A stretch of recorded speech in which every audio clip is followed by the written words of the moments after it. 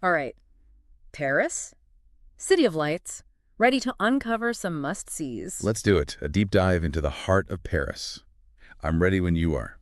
I get the feeling someone's dreaming of croissants and cobblestone streets, am I right? Or maybe prepping for trivia night. Well, whatever the reason, we're here to transform that Parisian bucket list into a journey of discovery. Exactly, because we're not just talking about snap and selfies, right? We're talking about really understanding these Parisian icons.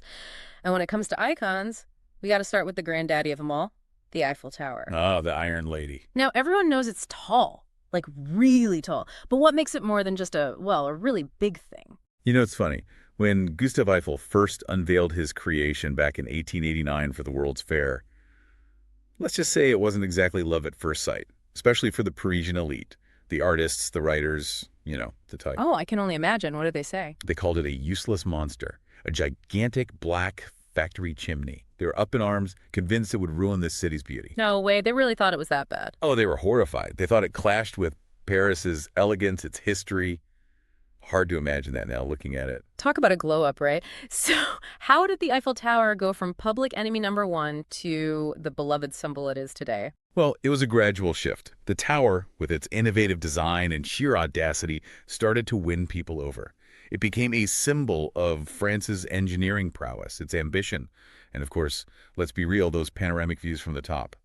Hard to argue with that. Okay, those views from the different levels are incredible. You can literally see all of Paris spread out before you. It's breathtaking. It really is. Okay, so from a marvel of engineering to, well, a treasure trove of masterpieces, let's talk about the Louvre. And, okay, full disclosure, the tourist in me wouldn't pass up a selfie with Mona Lisa for anything. Who could resist that subtle smile? Right. But seriously, I've heard the Louvre is, well, massive, like overwhelmingly so. Any tips for navigating that art-filled labyrinth? You're not wrong. It's a lot to take in. Of course, Mona Lisa deserves her place in the spotlight, but don't miss out on the Venus de Milo, her timeless grace. Just captivating. Okay. But my advice, don't try to do it all in one go. Choose a specific wing, maybe an art movement or period you're drawn to, and really immerse yourself in that. Okay, so quality over quantity when it comes to the Louvre. I like it. Avoid art fatigue at all costs, right? Exactly. And speaking of masterpieces, did you know the Louvre houses a hidden gem that most people miss? Oh, tell me more. I love a good hidden gem story. It's a painting, and it's called The Coronation of Napoleon by Jacques-Louis David, an absolutely massive canvas that captures the grandeur, the drama of Napoleon's reign. Tucked away in a room most people just walk right past. Wow, a secret masterpiece. That's definitely going on my list. Okay. From the grandeur of Napoleon to a place that's seen its fair share of history, Notre-Dame Cathedral.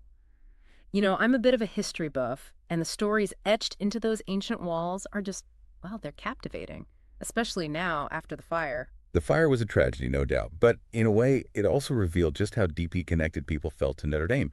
It transcended being just a building. Absolutely. When you visit, and I hope you do, pay close attention to the details.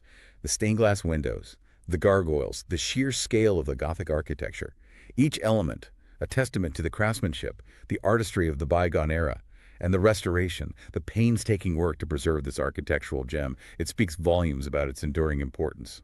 It really does. It's amazing how a building can hold so much history, so much emotion.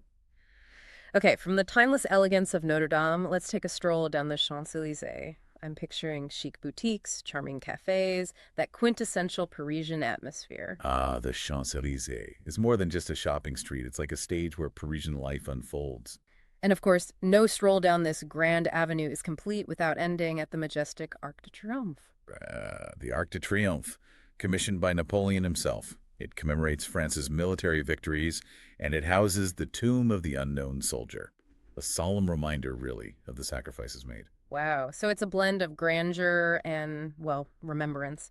It's incredible how these landmarks weave together different aspects of history, You really do. Okay. From the bustling energy of the Champs-Élysées to a neighborhood that sounds like a world away, our final stop takes us to Montmartre. Tell me about it. Montmartre is a breath of fresh air, really.